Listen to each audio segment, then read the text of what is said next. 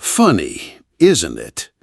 You can meet a man with pockets full of gold, and yet his heart feels hollow.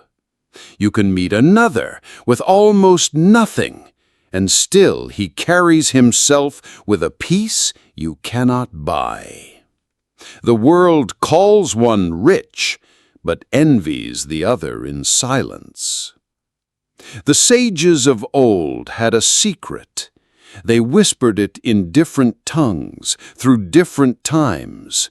The Stoics in Rome, the Taoists along quiet rivers, the Buddhists beneath the Bodhi tree, all pointing to the same truth, though they gave it different names. The secret is this: wealth is not what you hold in your hands. Wealth is what you carry inside when nothing else remains. You see, money can be counted. Houses can be lost. Fame fades faster than the morning mist. But what cannot be stolen? The calmness of your breath, the strength of your character, the freedom of a mind that does not cling. The world has trained you to believe otherwise. Since childhood, you were told that security comes from possession, from having more than the next man, from stacking brick upon brick until no storm could touch you. But the storm always finds a way, and every man who thought himself untouchable eventually learns this. So what then? Are we condemned to live in fear? To fight endlessly for things that slip away the moment our grip loosens? The sages say no. They say there is another kind of wealth, a richness born from nothing, from letting go of the desperate chase, from learning to stand naked before the world and still feel complete. Think of water. It has nothing, and yet it nourishes everything. It flows freely, asking for no reward. You cannot grasp it in your fist, but without it, life withers. Isn't that true wealth? To give and to flow and to remain without needing to prove anything? You wake up some mornings and feel empty. You scroll through images of lives brighter than yours, and that voice inside says you are behind, that you are poor, that you are missing what others enjoy. But pause for a moment. Look at your breath. Feel the warmth of your body. Hear the quiet hum of life moving through you. Do you see? Even when you think you have nothing, you are already rich beyond measure. The man who knows this cannot be shaken. The winds may rise, the roof may fall, but he has a foundation deeper than wood or stone, a foundation the world cannot burn. And here is the strange paradox. When you stop clutching so tightly, when you stop needing everything to prove your worth, you become lighter. You move freer. You are able to see opportunities, to create, to connect. And slowly, what you thought you lacked begins to appear. The money, the friendships, the chances. They come to the one who no longer worships them. The secret of the sages is not to reject wealth. It is to see it for what it is, a shadow, a tool, useful in its time, but never the source of who you are. When you are rich within, nothing outside can make you poor. Perhaps you don't believe this yet. That's all right. Belief is not needed. Only the willingness to look, to pause, to question the voice that keeps saying you are not enough. Because the moment you stop running from that voice, you will discover something quiet, something waiting. And in that silence, you will find a richness that no coin could ever buy. And it begins right here with you. You may wonder if this richness is real. Why does it feel so far away? Why does emptiness press against you when the bills arrive, when the cupboards look thin, when the world tells you in 100 ways that you are lacking? The sages were no strangers to hunger. They lived through wars, through exile, through nights colder than ours. Yet in their writings there is little bitterness, only clarity. They learned early what many of us learn late, that suffering comes not only from what is missing, but from how fiercely we demand that nothing be missing. When the Taoist master looked at a crooked tree, he did not curse it for not being straight. He smiled, because its very crookedness spared it from being cut down. Useless in the eyes of the carpenter, yet it lived long and gave shade to travelers. Do you see the lesson? Sometimes what you call poverty may be a kind of freedom in disguise. And when the Stoic sat in his cell, stripped of office, stripped of honor, he did not declare himself ruined. He said instead, "You may chain my body, but not my mind." He had lost what the world calls wealth, but he had kept the only thing that matters, the command over himself. You too have felt the pull of comparison.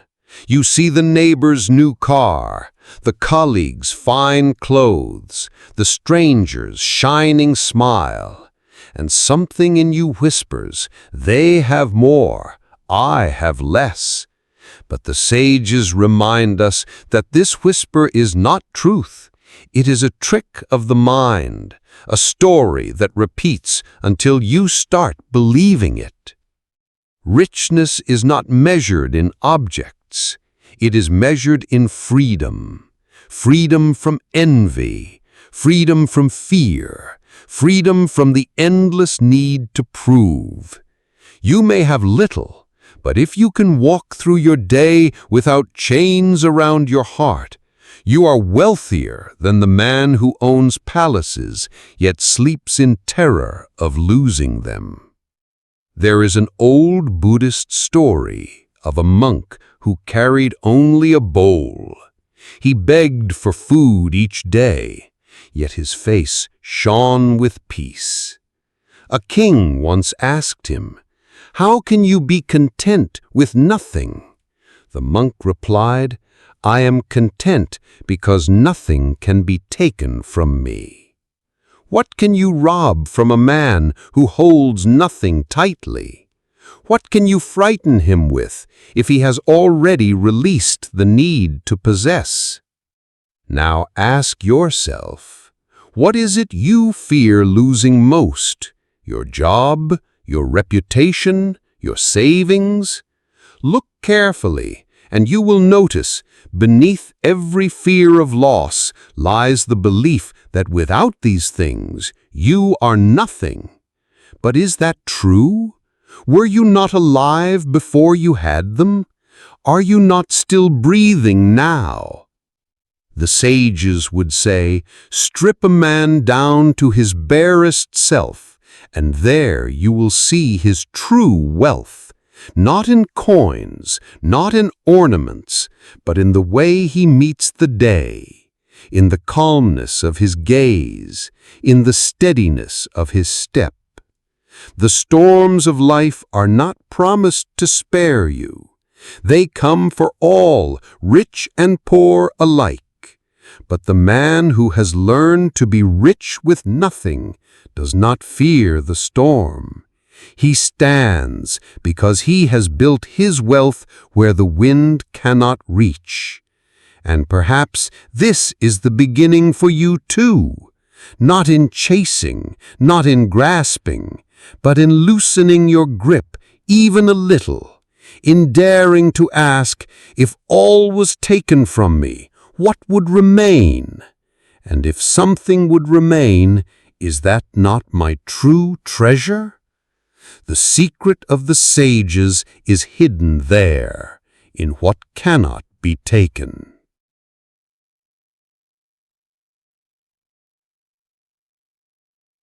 Life does not wait to test you. It has a way of pressing on the softest places, the ones you thought you had hidden. A letter arrives with news you did not want. A friend you trusted turns away. A door you hoped would open closes, and you stand outside wondering if you were ever worthy to knock. These moments sting more than hunger or cold, because they touch something deeper than the body. They touch your sense of worth. And when that worth feels tied to what you own, to how others see you, to whether the world approves of you, the wound cuts all the way through. But listen closely. The sages never promised a life without disappointment. They did not speak of perfect health or endless comfort or a world that bends to your will. What they offered instead was something quieter, but far stronger. A way of standing steady when nothing around you is steady. The Stoic would say, it is not the blow itself, but the story you tell about it that determines whether you fall. Rejection is not the end unless you declare it so. Failure is not ruin unless you write it that way. The mind has the power to shape suffering into wisdom, or wisdom into suffering. And which one you choose is your hidden wealth. Think of the Taoist image of the reed by the river. A storm rises, and the oak tree resists, strong, proud, unyielding, until it breaks. But the reed bends, and when the storm passes, it stands again.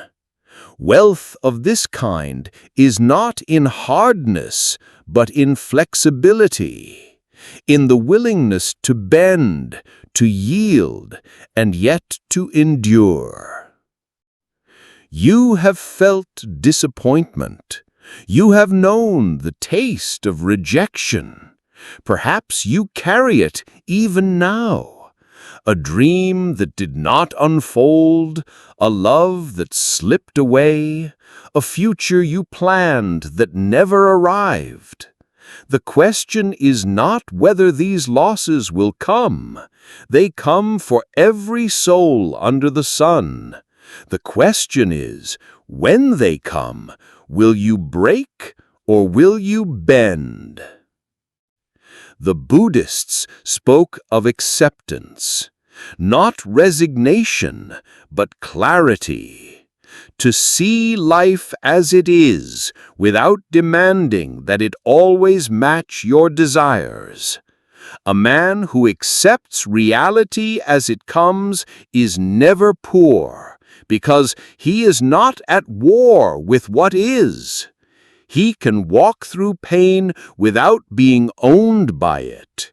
He can be surrounded by uncertainty, yet remain unshaken.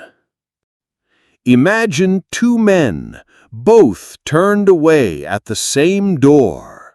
One curses, crumbles, and calls himself a failure. The other sighs, adjusts his path, and keeps walking. Both faced the same loss, yet one carried poverty in his heart, while the other carried quiet wealth. This is the difference. The sages teach us that life's value does not rest on how often we win, but on how we meet the times we do not. The storms reveal whether we are rich or poor inside. So ask yourself gently, when life presses me, do I fall apart? Or do I bend like the reed? Do I crumble in bitterness? Or do I carry on, lighter, freer, with nothing to prove? To be rich with nothing means not to escape pain. It means to walk with it and not be destroyed. It means to let loss pass through you and yet leave you standing, as steady as the ground beneath your feet. And slowly, without notice, people begin to see something different in you. They wonder why you do not break as they do, why you are not carried away by every storm. They do not realize you have found the secret. You have found a kind of wealth they cannot measure, but they cannot help but notice. There is a hunger that no food can satisfy. You know it. That restless stirring that rises the moment you gain what you wanted. The job, the recognition, the new possession. For a little while, it fills you, but then the hunger returns, asking for more, always more. The sages saw this long ago. They warned that craving is a kind of poverty that disguises itself as ambition. You think you are building, but often you are only feeding a fire that never rests. The more wood you throw on, the larger it grows, until it consumes you. Look closely at your own heart. How many times have you believed that one purchase, one achievement, one victory would finally make you complete? And when it came, was the silence you longed for there? Or did another voice rise, saying, "Not enough, not yet"? This is how most live, forever chasing, never arriving, surrounded by plenty, yet starved within. That is the strangest poverty of all, to hold abundance in your hands, but feel empty in your soul. The Buddhists compared desire to drinking salt water. You lift it to your lips thinking it will quench you, but the more you drink, the thirstier you become. Sooner or later, you are drowning in what you thought would save you. The Stoics offered another image. They said desire ties you to fortune's wheel. When fortune spins upward, you feel joy. When it spins downward, despair. But either way, you are bound, turning endlessly, never free. The Taoists simply smiled. They said the man who needs little cannot be made poor, because nothing can be taken from him. His wealth is not in the constant adding of things, but in the quiet art of wanting less. And isn't that the heart of freedom? To wake and breathe and know you are already enough? To enjoy what you have rather than mourn what you lack? To look at the table before you, whether it holds a feast or only a crust of bread, and still whisper, "I am rich." You may think this is weakness, a lowering of ambition, but it is not. It is clarity. When you no longer chase what you do not need, you are free to pursue what truly matters: wisdom, integrity, the kind of work that builds rather than consumes, the kind of love that deepens rather than fade. Think of the man who runs after every glittering thing. He spends his days in pursuit, his nights in worry. He looks rich to the eye, but inside he is ragged, torn by endless hunger. Now think of another, his clothes plain, his house modest, yet his eyes unclouded, his spirit calm. Which of these is truly wealthy? Craving is poverty. Contentment is wealth. That is the secret no one teaches you, because a world built on craving has no use for contentment. A content man cannot be controlled. He cannot be sold empty promises. He cannot be made small with fear of missing out. So perhaps the first step in being rich with nothing is to stop drinking salt water, to pause when the hunger rises and ask, do I truly need this, or is it just the old fire calling for more wood? Every time you step back, even once, even for a moment, you weaken that fire. And in the space left behind, you will feel something new, a kind of peace, a kind of wealth, a richness born not from adding, but from releasing. And once you have tasted it, you will never mistake craving for wealth again. If craving makes you poor, gratitude makes you rich. Not gratitude as a polite word you say before a meal, but gratitude as a way of seeing, a way of living, a way of meeting the day as if it were already a gift. The sages understood this. They spoke often of it, though in their own tongues. The Stoics said, "Do not spoil what you have by desiring what you have not. Remember that what you now have was once among the things you only hoped for." The Buddhist said, "A man who is grateful for little is rich. A man who is ungrateful for much is poor." Both were pointing at the same truth. Gratitude changes the eyes. It teaches you to notice what has always been there, quietly waiting. The warmth of the sun on your face, the breath that keeps arriving without your asking, the friend who checks on you without reason, the simple meal that keeps you alive for another day. You overlook these things because they arrive without fanfare. You chase the distant treasure and forget the gold already scattered at your feet. But to the one who trains himself to notice, the ordinary becomes extraordinary. A cup of water is wealth. A single kind word is wealth. A body still moving, still serving you, is wealth. You may say, "But gratitude will not pay the bills." That is true. Gratitude will not add coins to your purse, but it will add peace to your heart. And from that peace, your mind clears, your strength returns, and strangely enough, you become more capable of meeting the challenges before you. A bitter man is weakened by his own poison. A grateful man is strengthened by his own joy.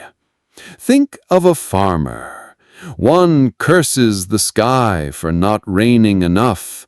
He walks his field with anger, blind to the shoots that are rising anyway. Another farmer looks at the same sky, the same field, and says quietly, "Thank you for what has come." He tends his little crop with care, and when the harvest arrives, it feels abundant. The difference was never the sky. It was the heart that looked at it. The Taoist might say that gratitude is alignment with the way. When you are thankful, you flow with what is, instead of fighting against it. Resistance drains you. Gratitude restores you. It allows you to walk lightly, even in scarcity, because you are not dragging the weight of complaint behind you. You know people who seem endlessly discontented. Nothing pleases them for long. Their house could be larger, their food finer, their life brighter.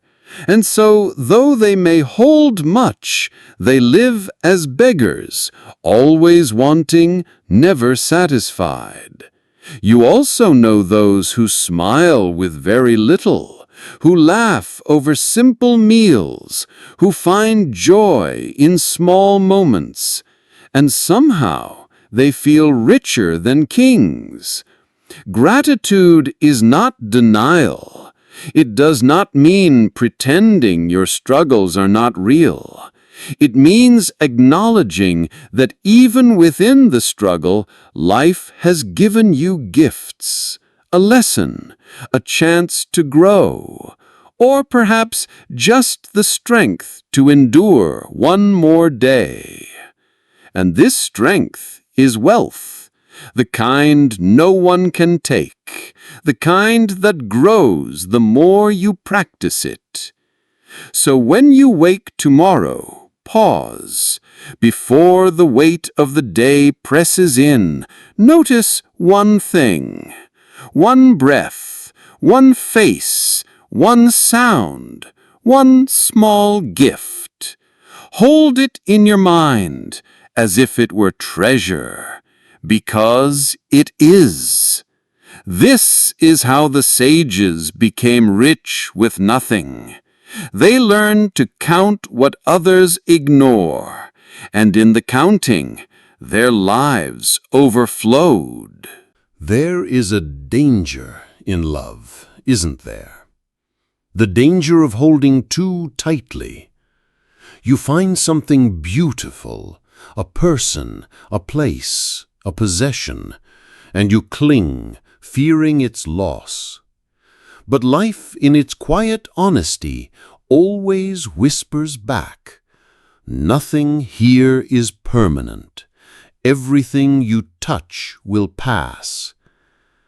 The sages were not blind to this truth. They loved, they cherished, they enjoyed what life gave. But they practiced a different way of holding, not with clenched fists, but with open hands.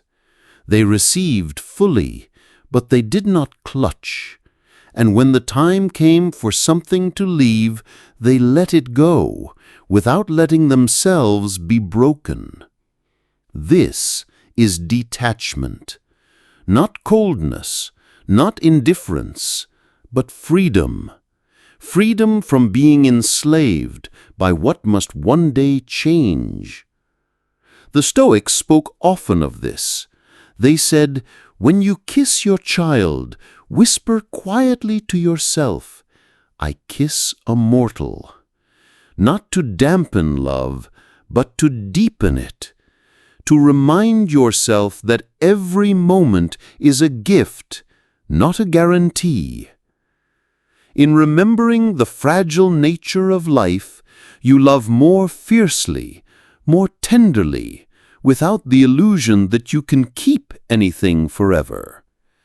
The Buddhists told a similar truth. They said, "Attachment is the root of suffering, because it demands that life be other than it is. You cling to a flower, but the flower must wilt. You cling to youth, but the years must pass. You cling to wealth, but fortune must turn. Detachment is not the rejection of these joys. It is the quiet acceptance that they cannot stay, and therefore you savor them while they do. Think of a traveler walking through a garden. One tries to pluck every blossom, to carry them all home, but by the end his hands are full, the flowers are wilting, and his joy is gone. Which of these is rich? In your own life, notice how tightly you grip. The job you fear losing, the relationship you demand must never change, the possessions you polish and guard as if they could give you immortality. Do you see how this clinging makes you fragile? Each moment of joy comes laced with fear. Each blessing feels heavy because you are already imagining its loss. Detachment is the way out. To enjoy without enslaving yourself. To hold without grasping. To give thanks without demanding. The Taoists often compared it to water. Water touches everything, yet clings to nothing. It nourishes, it refreshes, it adapts, and then it moves on. And in moving on, it loses nothing, because its nature is to flow. So it is with you. To flow with life, rather than fight against its tides, is to discover a wealth that cannot be stolen, a wealth that remains even when everything else is stripped away. And here is the paradox. When you release your grip, life feels lighter. People trust you more because you do not try to control them. Work becomes freer because you are not bound by fear of losing it. Love becomes deeper because it is not weighed down by possession. To be rich with nothing is to know this secret. You can enjoy all things, yet need none of them to be whole. Suffering comes to everyone. No one escapes it. Not the rich, not the poor, not the strong, not the gentle. Sooner or later, life presses on you with pain. The kind you did not choose, the kind you did not invite. For most, suffering feels like theft, as though life has stolen something from you, your health, your peace, your joy. But the sages saw it differently. They believed suffering could be a teacher, even a hidden treasure, if you dared to meet it with open eyes. The Stoics said, "Fire tests gold, adversity tests men." They knew that suffering is the furnace in which strength is forged. Without hardship, courage is never proven. Without trials, patience is never born. Without loss, love is never purified. The Buddhists spoke of the same truth in softer tones. They saw suffering not as punishment, but as a doorway. When pain arrives, it strips away illusion.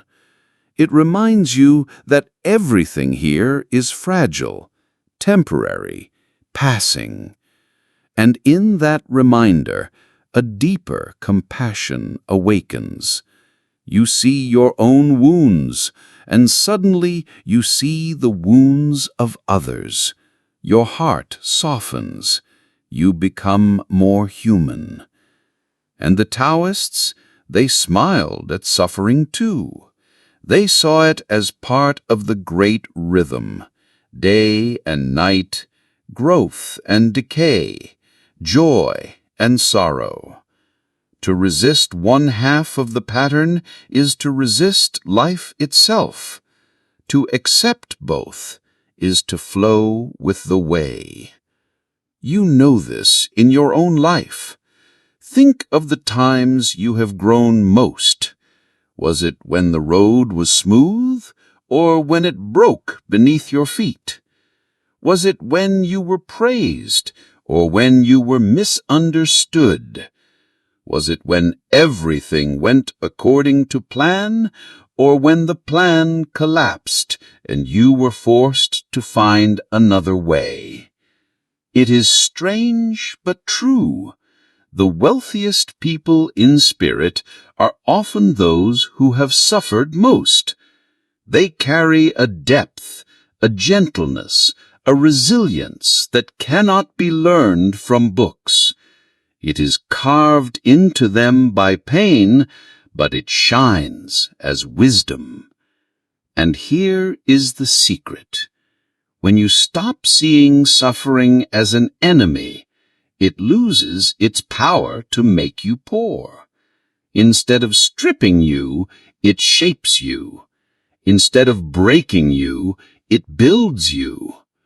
What others call loss, you begin to call transformation. Imagine a tree in winter. The leaves have fallen. The branches look bare, lifeless. To the untrained eye, it appears ruined, but inside, deep in its roots, life is gathering strength for the spring. So it is with you. Times of suffering may feel like emptiness, but beneath the surface, resilience is growing. To be rich with nothing is to see this wealth. To look at pain and say, even here, I am not undone. Even here, I am learning. Even here, I am alive. And once you have learned this, suffering can no longer make you poor. It can wound, it can weary, but it cannot take the treasure you carry within. The old man rose slowly, his hands folded behind his back, and looked at the young disciple with eyes that seemed to stretch across centuries. His voice, though soft, carried the weight of a truth most men spend lifetimes searching for. "Do you know what the greatest treasure of the sages is?" he asked. The disciple shook his head, expecting some hidden scripture or a rare stone passed down through generations. But the sage simply smiled. "It is this, to need less and to give more." At first, the words sounded too simple, even disappointing. How could such a saying unlock the secret to wealth? Yet, as the silence deepened, the disciple felt the meaning unfold. To need less was freedom. A man who did not hunger for constant approval, who did not chase every shiny object, who could sit in peace with himself, such a man could not be enslaved by greed or fear. Poverty could not frighten him because he carried wealth within. To give more was power, not the power of control, but the power to create ripples in the lives of others. A smile given freely, knowledge shared without price, kindness extended even to strangers. These were forms of wealth no thief could steal, no drought could wither. The disciple realized then that wealth was never about accumulation. It was about circulation. What you give comes back, not always as gold, but as trust, as opportunities, as love, as doors opening when you least expect. The sage placed his hand gently on the young man's shoulder. He said, "You came to me seeking the secret of being rich with nothing. Now you know, riches are not measured by what you store, but by what flows through you. The one who needs little and gives much is already richer than kings." The disciple's eyes welled with tears. He saw now that he had been searching for coins when the true currency of life was hidden in plain sight: gratitude, wisdom, generosity, and peace. As the sun dipped behind the mountains, the sage's words echoed in his heart. The treasure of the sages is not in vaults of stone, but in the soul that knows it already has enough. And in that moment, the young disciple was no longer poor. My friend, as you sit here with me at the end of this journey, I hope you see what the sages have always known. You were never truly poor. Yes, the world may measure wealth in coins and possessions.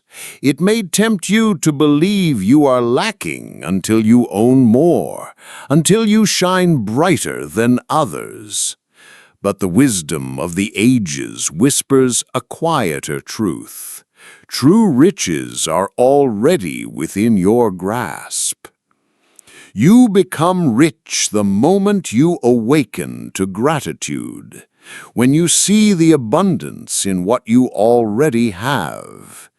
You become rich when you cultivate wisdom, so that no misfortune can rob you of peace. You become rich when you practice generosity, for what you give multiplies and returns in ways no ledger can calculate. And you become rich when you live with purpose, for a life guided by meaning is worth more than any treasure chest of gold. So remember, a man who owns little but feels no lack, who gives freely and walks with peace, is richer than kings who never rest from worry. Do not wait for wealth to make you free. Begin to live as if you already are. Because once you can be rich with nothing, then, and only then, are you ready to be trusted with everything.